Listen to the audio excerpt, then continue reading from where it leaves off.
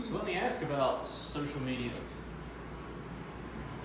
When we're putting that family picture up on Facebook, when we're Instagramming that awesome dinner we had last night, are we showing the internal us or the external us? External. When we see what other people are doing, are we seeing the internal them or the external them? When we're comparing on social media, are we comparing what's actually there? Or are we comparing what they want us to see?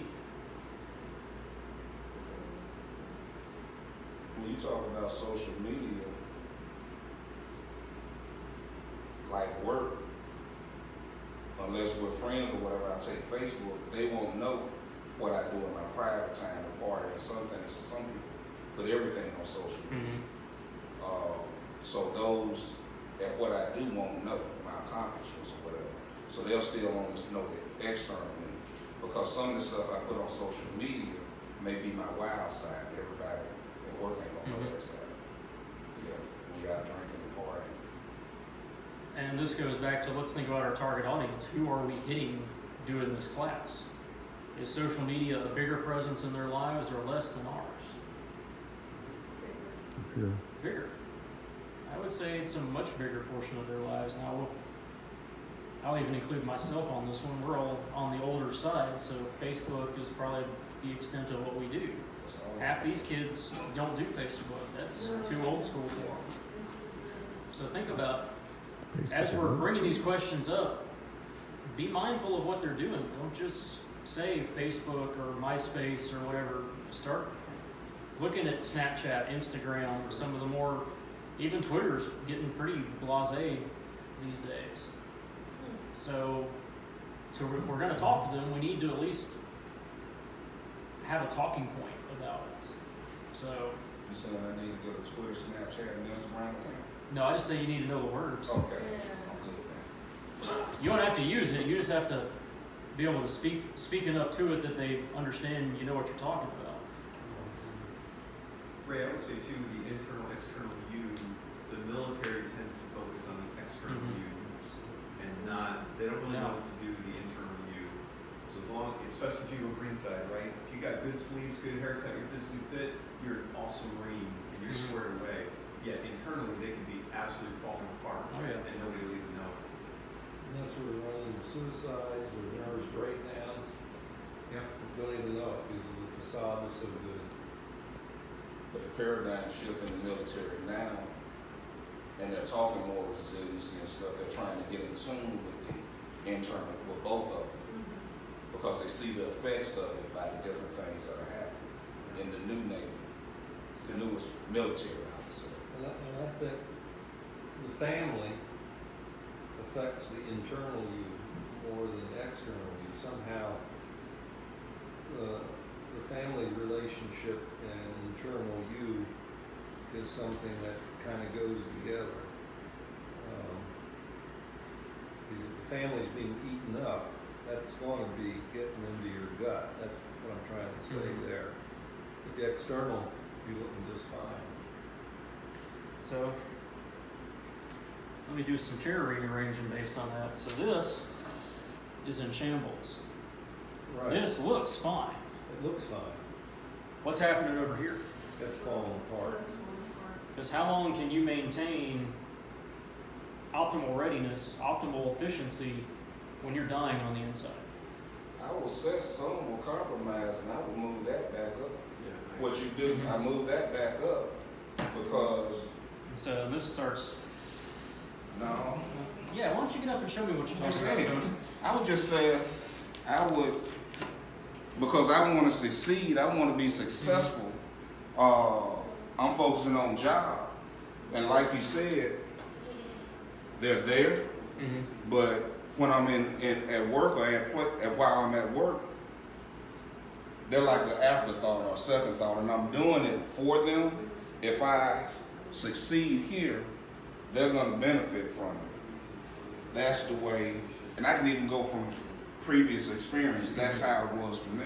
But it'd be a benefit that's external. House, food, clothing. But the relationship relationship, the internal relationship is all going to hell in a handbasket. If It's the selfish. family is in the backseat, and that'll come out with a divorce or something like that. The kids running amok, acting out, that kind of a thing.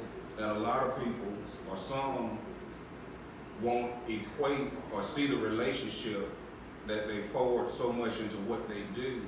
They've allowed the family to fall by the wayside.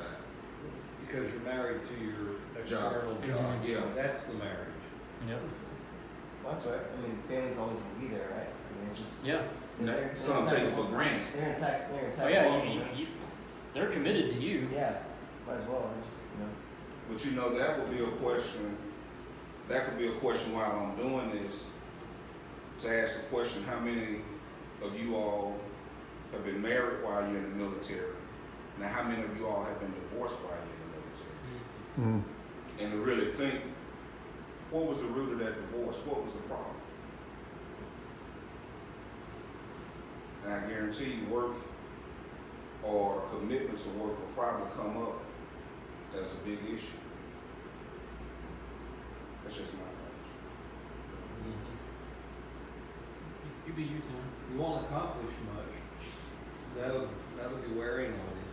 Accomplishments will be going down. Your job skills will be there, but they're not being utilized because you're wearing down. Yeah, how much can you focus on this once you start realizing that's falling apart? Now, some people are perfectly fine not admitting to themselves that's falling apart, so that's not as big an issue. But whether they're admitting it or not, is it affecting them? Is it affecting you whether you're acknowledging it or not? I would say it's affecting you. Over time, it's going to. Yeah. It may not be at first, but it will.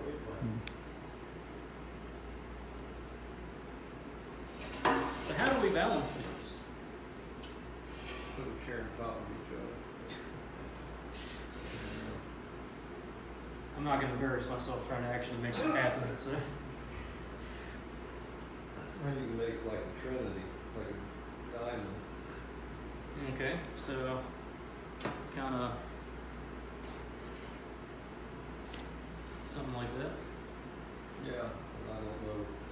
Maybe something kind of like that. So with that in mind, is it fair to say that, sometimes you gotta put mission first? It's just the way it is. You're gonna deploy, you're gonna go do something. A big project gonna be coming up. You're gonna have to put extra time and work. That's gotta go first. Sometimes you gotta take care of yourself. You gotta self-care. You gotta go hit the golf course. You gotta go watch a movie. You gotta do something to decompress just because you're gonna burn yourself out. Sometimes you gotta put the family first. Child's gonna get sick. The marriage is gonna start falling apart. You've gotta devote some time to that. How do you determine which goes front? This would be awesome during transition to do it with the Chiefs or some of the Chiefs.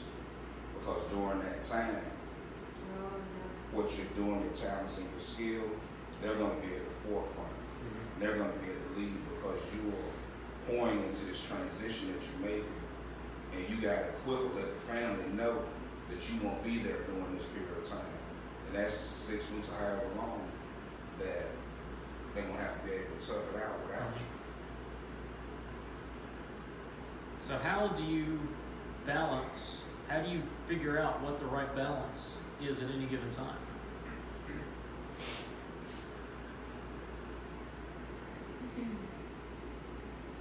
You got a smile, lady. You have a thought? I guess in my mind it was just like, well, whatever's bleeding at that moment, I've got to put the pressure there. Plugging holes. But is there a way to get out in front of it so you're not just patching holes? Ideally. What if there was a pivot point?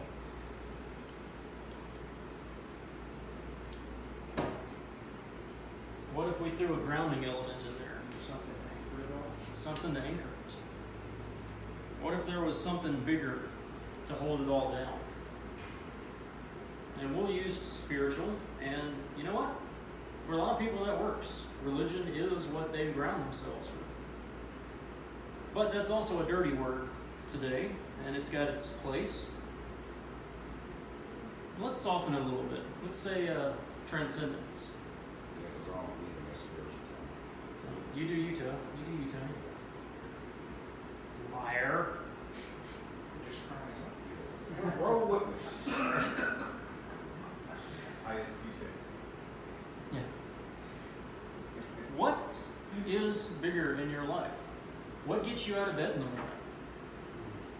What makes you do what you do? Everyone's got something. You may not be truthfully aware of it. You may not be consciously thinking about it. But there is something bigger than you that you're working toward, that you're trying to achieve. Religion, belief in God is one. Sometimes it's just the idea that I can wake up a better person today than I was yesterday and be a better person tomorrow. That idealized Platonic form that no one can ever achieve, but they want to try. What motivates you? That is the anchoring element. So which of these goes first? Well, that's up for you to decide. And sometimes it's a moment-by-moment decision. But what stays in the center is what drives you.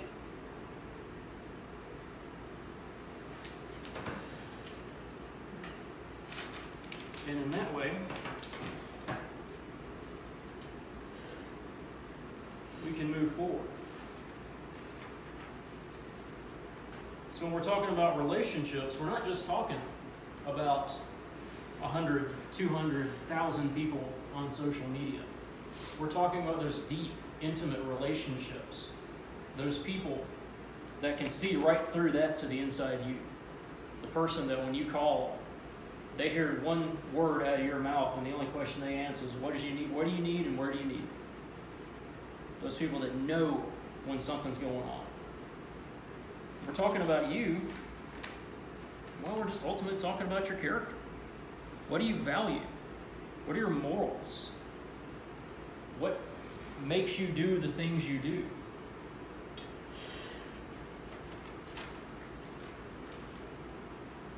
When we're talking about what you do, it's just a natural drive from who you are. Regardless of what you're doing, it's a reflection of who you are as a person. What you believe in.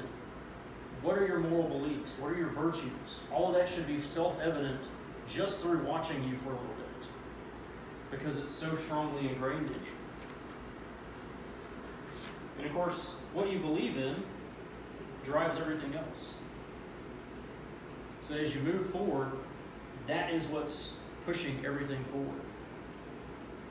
Now, as we're talking about character, a line from a fairly famous movie says, 4 or 5 moments.